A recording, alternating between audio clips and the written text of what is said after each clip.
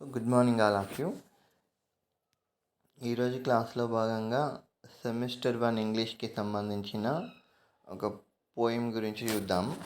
Title of the poem ఏంటంటే small scale reflections అనే great house. Name of the poet ఏంటంటే AK Ramanujan. AK అంటే అత్తిపాట్ కృష్ణస్వామి రామానుజన్, ఒక గ్రేట్ ఇండియన్ పోయిట్.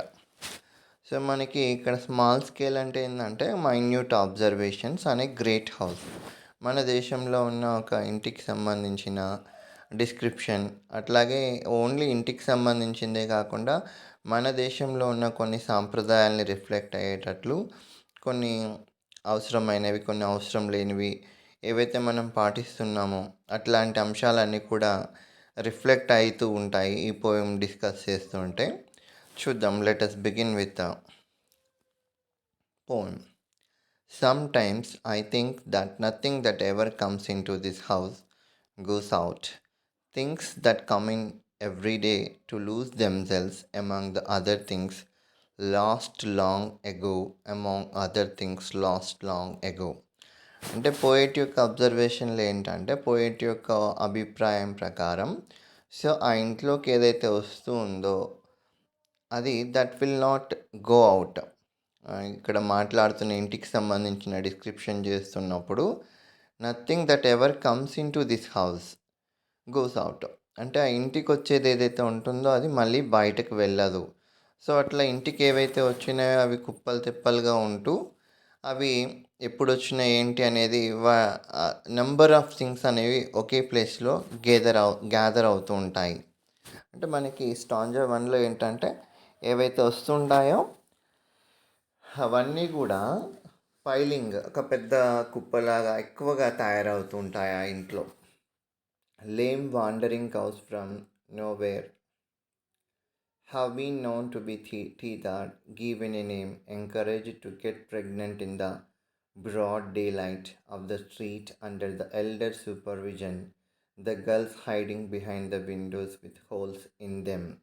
సో మనకి second స్టాంజాకి సంబంధించి ఏంటంటే మనకి స్ట్రీట్ కౌస్ ఉంటాయి కదా, లేమ్ వాండరింగ్ కౌస్ అంటే అవి ఎవరివో తెలియదు, వాటి ఓనర్స్ ఎవరో తెలియదు. రోడ్ల పైన తిరుగుతున్న ఆవులన్నింటినీ ఆ ఇంటి దగ్గరికి ఏవైనా వస్తే ఏం చేస్తారు, వాటిని తీసుకొచ్చి వాటికి మేత వేసి వాటిని పోషించి and they encourage that cows to become pregnant in the broad day light.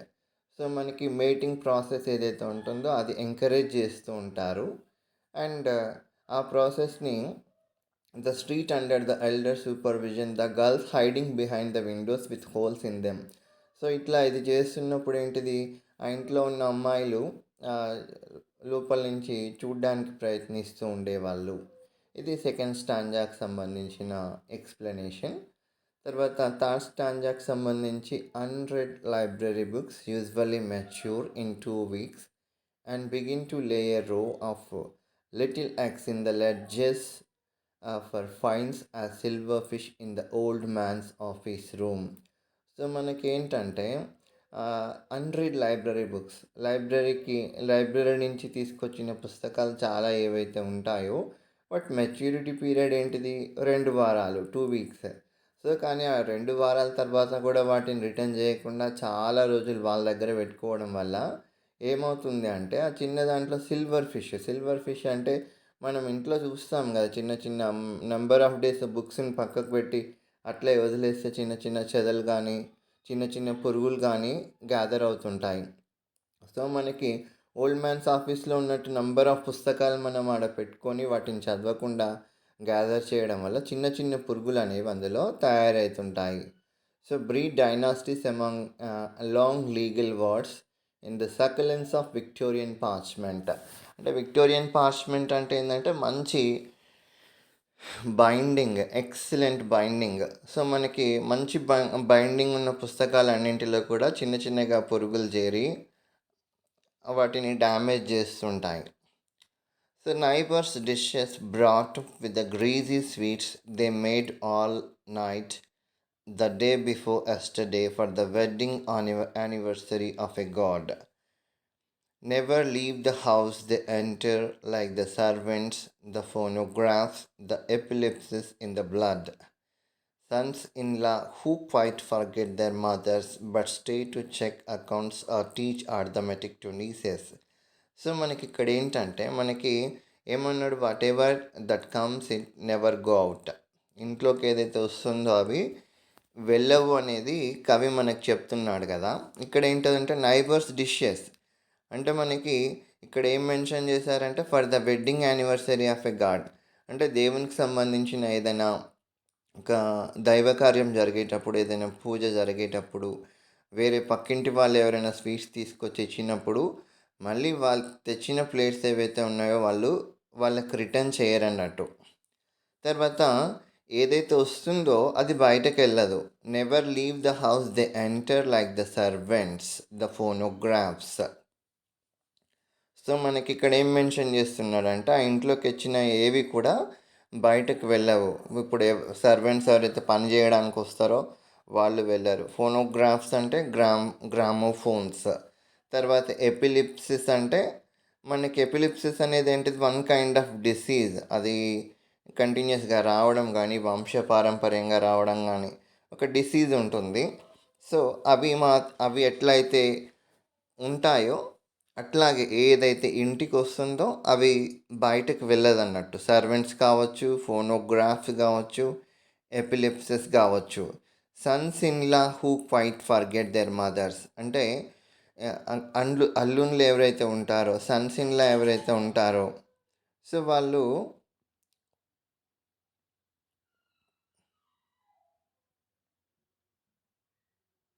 who forget their mothers but stay to check accounts or teach arithmetic to nieces. అంటే వాళ్ళ పేరెంట్స్ని మర్చిపోతారు పూర్తిగా. ఈ ఇంటికి వచ్చిన తర్వాత వాళ్ళ పేరెంట్స్ని మర్చిపోయి ఇక్కడ వాళ్ళ డ్యూటీస్ ఏంటిది, అల్లుళ్ళు అన్నప్పుడు వాళ్ళకి ఆ ఇంట్లో రెస్పెక్ట్ అయితే ఇవ్వడం జరుగుతుంది. వాళ్ళు చేయాల్సిన పని ఏంటంటే ఆ ఇంటికి సంబంధించిన లెక్కల్ని చూడడమే కాకుండా ఆర్థమెటిక్ టు నీసెస్ అక్కడ ఉన్న పిల్లలకు ఆర్థమెటిక్ చెప్పాలి, మ్యాథమెటిక్స్ని, రీజనింగ్ని వాళ్ళకు ఎక్స్ప్లెయిన్ చేయాలి. అది వాళ్ళకి సంబంధించిన బాధ్యత. Are the women who come as wives from houses open on one side to rising suns, or another to the setting, accustomed to wait and to yield to monsoon in the mountains calendar, beating through the hanging banana leaves and also anything. Right, ఇక్కడ మనకి ఇంకొకటి mention చేసిన అంశం ఏంటంటే ఆ ఇంటికి who comes as a wives అంటే వయసుగా వచ్చిన వాళ్ళు ఎవరైతే ఉన్నారో ఆ ఇంటికి సంబంధించిన ఆచారాలు, సాంప్రదాయాలు, పద్ధతులు అన్నింటికి అలవాటు పడిపోయి వాళ్ళు కూడా తమ యొక్క పేరెంట్స్ని మర్చిపోయి ఆ ఇంట్లో ఉండే ప్రతి పూజా కార్యక్రమాలు కావచ్చు, రిచువల్స్ కావచ్చు, అన్నింటినీ క్రమం తప్పకుండా చేస్తూ ఆచరిస్తూ ఉంటారు.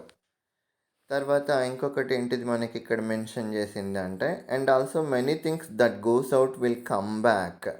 సో మనకి కొన్ని బయటకు వెళ్ళినవి కూడా తిరిగి వస్తాయని చెప్తున్నారు ఇక్కడ. అదేంటో చూద్దాం. Processed and often with long bills attached like the hooped bales of cotton shipped off to the invisible Manchester and brought back, milled and folded for a price, a cloth for days, middle class Leons, and muslin for richer nights.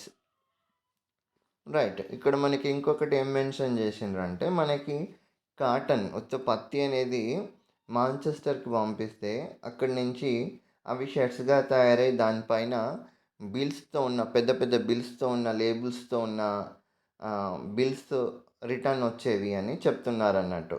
బయటకి cotton పంపిస్తే అవి they will be transformed as shirts. అంటే ఆ షర్ట్స్లో కూడా అన్ని రకాలుగా మామూలుగా party wear, తర్వాత రెగ్యులర్ వేర్ అట్లాంటివి తయారు చేసి పంపించేవాళ్ళు. వాటితో పాటు బిల్స్ ఎన్క్లోజ్ చేసి వచ్చేటివి అన్నట్టు. Letters mailed have a way of finding their way back with many redirections to wrong addresses and reading marks earned in Chirvalla and soil coat and right. So ఇంకా ఇంటికి ఏం తిరిగి వస్తాయంటే లెటర్స్ వస్తాయి. Letters ఎట్లా అంటే ఫర్ ఎగ్జాంపుల్ మనం ఒకరి ఇంటి అడ్రస్కి ఒక లెటర్స్ రాసి పంపించినాం. పంపించినప్పుడు వాళ్ళు ఆ ప్లేస్లో లేకపోతే కానీ, మనం రాంగ్ అడ్రస్ రాస్తే కానీ, ఆ లెటర్స్ అనే వాటిపైన రెడ్ మార్క్ పెట్టేసి మళ్ళీ తిరిగి వెనకాలకే వచ్చేస్తాయి. తర్వాత and ideas behave like rumours. Once casually mentioned somewhere, they come back to the doors as prodigies, born to prodigal fathers with eyes that vaguely look like our own, like what uncle said the other day.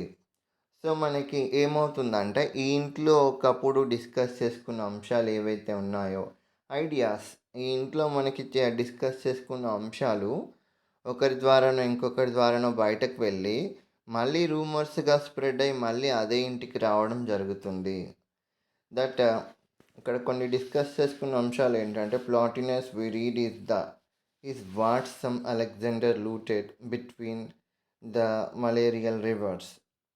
అక్కడ మనకి ప్లాటిస్ గురించి Alexander గురించి మాట్లాడుకోవడం జరిగింది.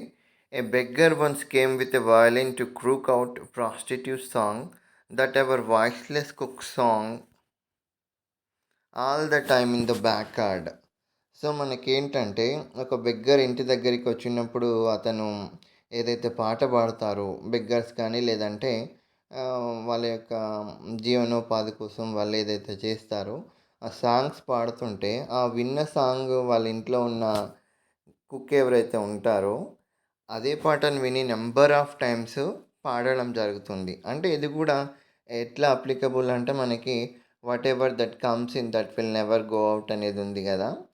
So మనకి ఆ ఇంట్లోకి ఆ పాటను విన్న కుక్ ఏం చేస్తాడు, నెంబర్ ఆఫ్ టైమ్స్ అదే పాటని రిపీట్ చేస్తుంటాడు. అది వినడానికి హార్ష్గా ఉన్న మంచిగా లేకపోయినా ఆ పాటను కంటిన్యూస్ చేస్తూనే ఉంటాడు. Nothing stays out, daughters get married to short లీవ్డ్ idiots, sons who run away come back in grandchildren who recite Sanskrit to approving old men or bring betel nuts to visiting uncles. Nothing stays out. So మనకి ఇంకోటి ఇక్కడ ఏం చెప్తున్నారంటే బయటకు వెళ్ళింది కూడా ఎక్కువ కాలం ఉండదు, రిటర్న్ వచ్చేస్తుంది.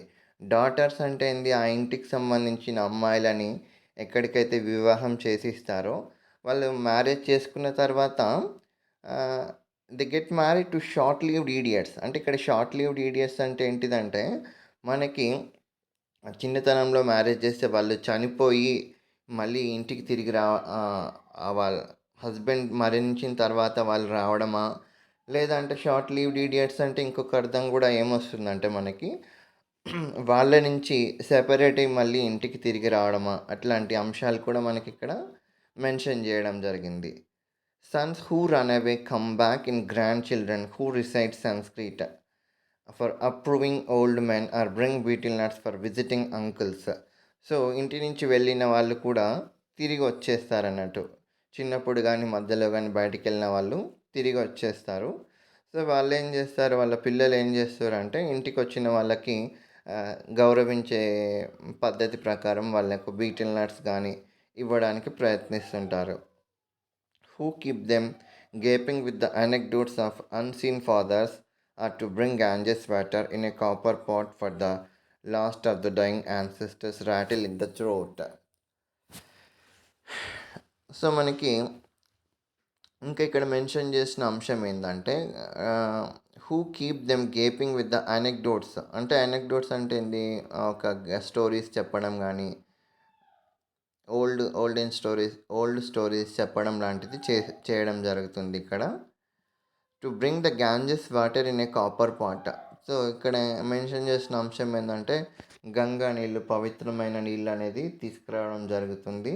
సో దేనికోసం అది అంటే for the last of the dying ancestors rattle in the throat. అంటే ఓల్డ్గా చనిపోయే వాళ్ళ యొక్క గొంతులో పోయడానికి పవిత్ర జలం తీసుకురావడం జరిగిందని ఇక్కడ మెన్షన్ చేయడం జరిగింది. And though many times from everywhere, recently one twice, once in 1943 from as far as the Sahara, half gone by desert foxes, and lately from somewhere in the north, a nephew with stripes on his shoulder was called an incident on the border. అంటే ఇక్కడ మనకి ఏంటంటే ఆ ఇంటికి సంబంధించిన వ్యక్తులు చనిపోయిన అంశాన్ని గురించి ఇక్కడ మనకి మెన్షన్ చేస్తున్నారు ఇక్కడ. And though many times from everywhere recently only twice, అంటే 2 సార్లు జరిగింది ఈ మధ్యలో అని చెప్తున్నారు. ఒకసారి ఎప్పుడు జరిగింది 1943లో ఒక చిన్న ఇన్సిడెంట్ వల్ల చనిపోవడం జరిగింది. ఇంకొకటేందంటే and his shoulders who called the incident on the border. So, ఆర్మీలో ఇంకో అతను చనిపోవడం జరుగుతుంది. And was brought back in a plane. చనిపోయిన వ్యక్తిని ప్లేన్‌లో తీసుకొనొస్తారు. And train and military truck even before the telegram reached అనే పర్ఫెక్ట్‌లీ చాటి ఆఫ్టర్‌నూన్. సో, మనకి ఆ చనిపోయిన వ్యక్తిని ఇక్కడికి తీసుకురావడం జరిగిందని చెప్పడం జరుగుతుంది. సో, ఇది మనకి స్మాల్ స్కేల్ రిఫ్లెక్షన్స్ అనే గ్రేట్ హౌస్. అంటే ఏంటిదంటే మనకి ఇండియన్ హౌస్‌కి సంబంధించిన అంశాలు, ఆ రోజుల్లో జరిగిన కొన్ని అంశాలను కానీ ఏకే రామానుజన్ మెన్షన్ చేయడం జరుగుతుంది. Thank you for watching.